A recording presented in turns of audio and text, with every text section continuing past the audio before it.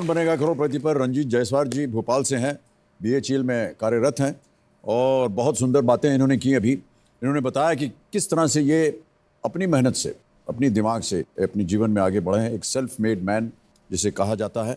रंजीत जी बहुत बहुत बधाई। ओह, ब्रेक लें क्या सर फिर से? नहीं सर, नहीं ले सकते। अरे सर, बार बार ब्रेक लेकर के आप क्या करेंगे? अरे सर थोड़ा टाइम बढ़ जाएगा। अच्छी अच्छी बातें कीजिए ना, प्रेम की बातें कीजिए। आपका विवाह हो गया है? हाँ सर, ये बातें कीजिए आप सर। हाँ, यस, हाँ, ये बताइए। विवाह हो गया सर ये। कैसे हुआ आपका विवाह? क्या सवाल पूछा सर आपने, दिल खुश हो गया। नहीं बिल्कुल बता, यस सर। खुल के एकदम बात कर दीजिए। विवाह सर सारी दुनिया जानेगी आप। बिल्कुल सर, दुनिया को जानना बहुत ज़रूरी है। मेरा विवाह कैसे हुआ है सर?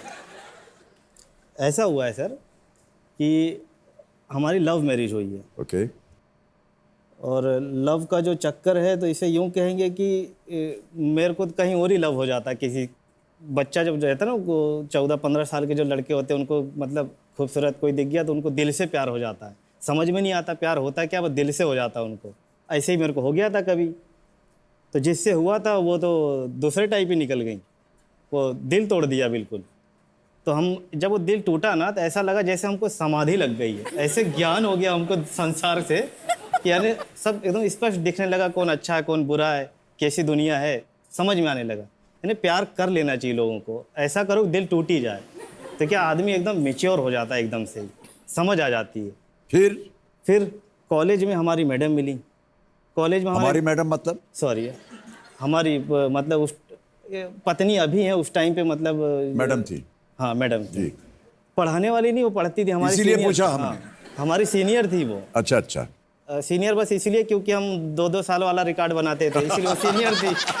बाकी वैसे वो जूनियर थी। समझ गया जी। हमने मान लिया कि हम बहुत संकोची थे, जिससे हमें प्यार हो उससे हम बात ही नहीं करते थे, कभी हिम्मत ही नहीं जुटा पाते थे, ना उससे बोलना ना कभी कुछ। वो यानी कि हमें इतना पता था इस रोड से उसका आना जाना है, तो हम आधे घंटे पहले उस रोड पे किनारे जा खड़े हो जाते, तो वहाँ से उसके किसी के साथ चली जाती थी, हम देख के खुश हो जाते थे। आज देख लिया हमने, बस प्रसन्न। इससे ज़्यादा हम उससे बातचीत कभी किए ही नहीं है। उस टाइम इतना मतलब वो हो गया था कि हम जैसे ITI में हैं, अगर वो गेट पे भी कदम रख देती थी तो हम अपने क्लास में बता देते थे कि वो आ चुकी है। ऐसी फीलिंग आती थी, अब पता नहीं कैसे आ जाती थी, वो सच्चे दिल से समाधि टाइप की फीलिंग आ जाती, हो जाता था। तो जब हम कॉलेज में गए तो हमने उद्देश्य बना लिया था, जिन लोगों से हम डरते रहे लड़कियों से बात नहीं कर पाने का, हमने लक्ष्य बना लिया हम बात करेंगे कुछ भी हो जाए। जो बात करना हमने चालू किया, उसके बाद से कोई भी बैठा हुआ जाके बगल में बैठ जाते, हमारा नाम ये है वो है, आपको बुरा लगे तो हम हट जाते, नहीं तो बात करें, फिर आपको नहीं ठीक लग रहा तो हम जा रहे हैं। और जो दूसरा दोस्त उसे लगता है कि हम उससे मतलब हमारा टाँका चल रहा है, वहाँ जाने के बाद रिपोर्ट हमारी चकाचक करे तो सबसे बात कर लेता है। इन सब चीज़ों जो हमारा नाट्य रूपांतरण चलता था, कहीं दूर से हमारी जो धर्मपत्नी जी हैं वो देखा करती थी। तो हमें इतना भी समझ में आता था कि ये लड़की अच्छी लड़की है, ये लड़की घर परिवार समझ सकती है, ये हमें उस समय समझ में आ गया था। तो इनको मैं अच्छा लगता था पर कभी बोलती नहीं थी, क्योंकि मुझे समझ में आता था कि अब इनको तो मैं अच्छा लगता हूँ, मैं बोल नहीं पा रही हूँ। तो जब हमारी जॉब लगी तो हमने खुद ही इनको कहा, आपसे तो कभी बोला जाएगा नहीं, हम आपको बताते हैं कि आपको हमसे प्यार हो गया है। तो अब आप बताइए क्या करें, घर पे बात करें पिताजी से? तो बोले नहीं हम कुछ सोच समझ के बताएंगे, पिताजी से बात करेंगे।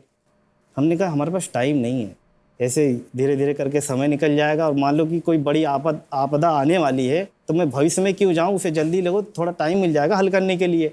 हम दूसरे दिन घर पहुँच गए, हमारी दीदी जी भी थी साथ में। अब वहाँ गए तो ऐसा बम फटा कि हमको तो ना हंसी आ रही ना रोना आ रहा है। क्या बम था? बम ऐसा था, ये हमारे समाज में फैली हुई एक बेवकूफ़ टाइप की एक परंपरा है। तो उनका कहना है कि इंटर कास्ट और कुछ उल जलूल बातें कि ऊंची नीची जात, ये सब चीज़ें चालू करी।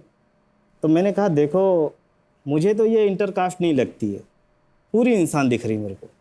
आपको अगर मैं जानवर लग रहा हूँ तो अलग बात है, तो मुझे तो इंटर कास्ट नहीं लग रही। अब रही बात छोटी ऊंची वाली बात, तो इसके लिए तो आपका मानसिक प्रॉब्लम है, उसके लिए आप या तो कोई साइको से चेक कराओ, या मैं क्या कर सकता हूँ इसके लिए। और मैं गवर्नमेंट जॉब कर रहा हूँ, आप समझो इस चीज़ को। ये ऊंचा नीचा जो लेके चल रहे हो ना, ये ऊंचा नीचा किसी राशन की दुकान पे किसी स्कूल में जाओगे ना, तो आपसे क्या कहते हैं ऊंचा नीचा करके आपके बच्चों को एडमिशन नहीं देगा, वो फीस मांगेगा पूरी। राशन वाला घर पे राशन नहीं देगा, आप कहोगे कि मेरी बिरादरी के हो तो 1 रुपये नहीं छोड़ेगा। क्या करोगे इसका? सही कहा आपने, बहुत अच्छी बातें कर रहे हैं आप। मगर नहीं समझो, साल भर तक इंतजार किया। अपने हमारे पिताजी भी तुर्रम खान है, वो तो बताना ही भूल गए। खुर्रम खान है? हाँ, अरे भयंकर। वो तो फिर मान प्रतिष्ठा वहाँ पे क्या कहते हैं, इंटरकास्ट, और यहाँ हमारे पिताजी वो थोड़ा धन दौलत और औकात वाली बात। सही है अपनी जगह, सरकारी जॉब का लड़का जहाँ भी रिश्ता करेंगे 4 चक्का गाड़ी तो फटाक सगाई में आएगी। करते हैं सामने वाले, क्या किया जाए, सरकारी जॉब वाला लड़का कर देते हैं ऑफर। तो वो सब उनके दिमाग में था, अब सरकारी जॉब में लड़का, इससे ये आएगा वो आएगा, और ये कहाँ फंस गया। एक वो जो ऑटो रिक्शा चलाने वाले हमारे ससुर जी हैं, अब इसके डर में पिताजी का दिमाग घूम गया। अब ये इधर नहीं तैयार हो रहे, वो वहाँ, ये अपने आप को तुर्रम खान समझ रहे हैं और वो अपने आप को बादशाह समझ रहे हैं। बीच में हम दोनों घसीट रहे हैं, करें तो करें क्या करें। 1 साल बाद फिर मैंने घोषणा कर दी, अगले महीने शादी है, अब आप लोग को जो समझ आए करिए। कार्ड छप गए हैं, सबको मैंने बांट दिया है, आप लोगों को आना है तो आइए, नहीं आएंगे तो भी कोई बात नहीं। तो शादी का डेट फिक्स किया हमने। अब यहाँ केस ऐसा कि मैं ही लड़का वाला, मैं ही लड़की वाला, दोनों तरफ से मैं ही लगा हुआ हूँ। अब उधर से सजावट, साड़ी, जितना सब कुछ हो रहा है सब मैं ही कर रहा हूँ, अपना भी मैं ही कर रहा हूँ। अब इतना अच्छा कि माता जी हमारे साथ हैं, सारे गांव के रिश्तेदार भी साथ में आ गए थे। एक पिताजी अलग वहाँ पे कौन सी वो पिक्चर है, ध्यान नहीं आ रही अभी, वो रघुवंशम सूर्यवंशम टाइप से एकदम अकड़ गए, मान ही नहीं रहे बिल्कुल। अब हम समझ नहीं रहे क्या करें तो करें क्या करें। कोशिश हमने बहुत करी, पर पिताजी का ईगो है कि वो पिघल ही नहीं रहा है। हमने कहा अब किसी की ज़िंदगी है, वैसे टाइम पे रुक के अब कब तक पिघलाएंगे, साल भर हो गया, अब थोड़ा उनका भी ईगो बने रहने दो, खड़े रहने दो टाइट उनको। तो शादी वादी हुई और बाकायदा सब लोग आए। सबके आने के चक्कर में खर्चा भी बहुत हो गया। जैसी मेरी आवश्यकताएं कुछ नहीं है, मैं अगर आप 20 रुपये मुझे दे दें, मत दीजिए, मेरे पास 20 रुपये अगर रहे, मेरी पत्नी 20 ही रुपये देती है मेरे को खर्च करने के लिए, उसे अगर मैं दिन भर लेके घूमता रहूं तो वो 20 रुपये मेरे से खर्च नहीं होंगे। मेरा खर्चा ही नहीं है दिन भर का। और अगर मैं कुछ कह दूं कि आज मैं समोसा खाऊंगा, सुबह सुबह ही नाश्ता बना के पैक कर देगी, बाहर कुछ नहीं खाना है।